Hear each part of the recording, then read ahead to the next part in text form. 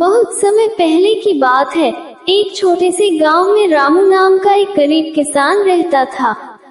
वो ईमानदार और मेहनती था, परंतु उसकी मेहनत के बावजूद उसे जीवन में वह सफलता नहीं मिल रही थी जो वह चाहता था।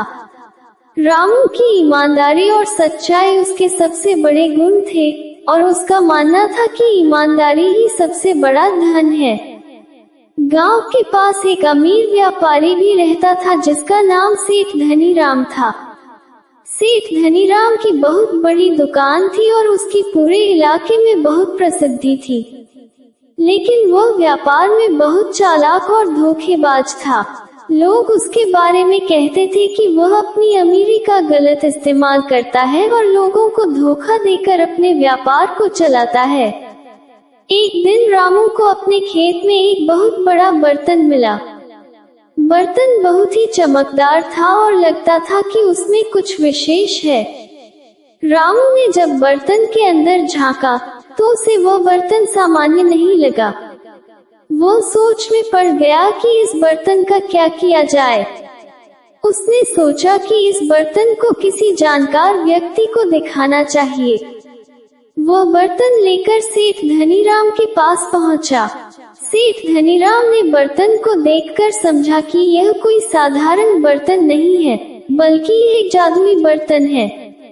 जब कोई इसमें कुछ भी डालेगा तो वह वस्तु दुगनी हो जाएगी।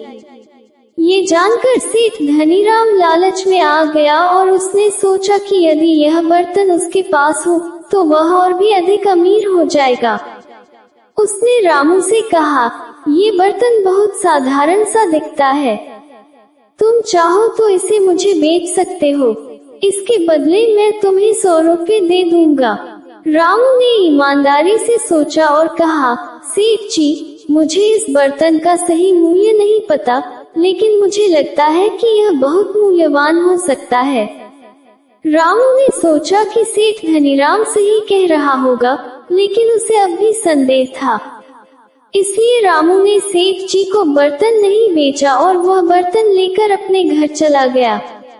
घर पहुंचकर उसने बर्तन को अच्छे से देखा और सोचा कि वह इसका उपयोग अपने फायदे के लिए क्यों न करे। उसने बर्तन में थोड़े से गेहूं डाले और कुछ ही देर में वह गेहूं दुगने हो गए। रामू की खुशी का ठिकाना नहीं रहा।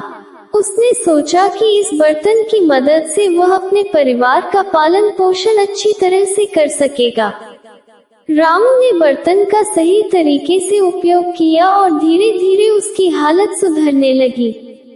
उसने अपने खेतों में मेहनत की और बर्तन की मदद से अपनी फसलें बढ़ाई। कुछ ही समय में रामू का जीवन पूरी तरह से बदल गया। अब वो पहले से कहीं अधिक खुशहाल और संपन्न था, लेकिन उसने कभी लालच नहीं किया। कुछ समय बाद गांव में अकाल पड़ा। बहुत से किसान भूखमरी के कगार पर आ गए। गांव के लोग बहुत परेशान थे और सेठ धनीराम से मदद की उम्मीद कर रहे थे, लेकिन सेठ धनीराम ने उनकी मदद करने के बजाय और अधिक मुनाफा कमाने के लिए लोगों से ज्यादा पैसे वसूलने शुरू कर दिए। लोगों को उससे कोई राहत नहीं मिली। इस समय रामू ने अपने बर्तन का उपयोग करके गांव के लोगों की मदद की। उसने बर्तन में अनाज डालकर उसे दुगना कर दिया और जरूरतमंदों को बांट दिया। लोग उसकी ईमानदारी और दयालुता की सराहना करने लगे। रामू की सहायता और ईमानदारी की बात पूरे गांव में फैल गई। धीरे धीरे सेठ धनीराम का कारोबार गिरने लगा क्योंकि लोग उसकी लालच और धोखाधड़ी से नाराज हो चुके थे।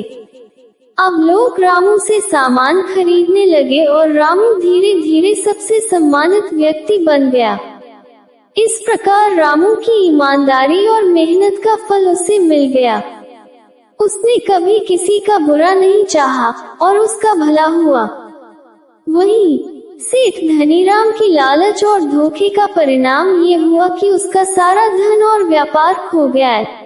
दोस्तों, ये कहानी हमें सिखाती है कि ईमानदारी और सच्चाई से काम करने पर जीवन में सफलता जरूर मिलती है। लालच और धोखाधड़ी से केवल क्षणिक लाभ हो सकता है, लेकिन दीर्घकाल में उसका परिणाम बुरा ही होता है। जो लोग सच्चाई और ईमानदारी के साथ जीवन जीते हैं वे सदा खुशहाल और संतुष्ट रहते हैं।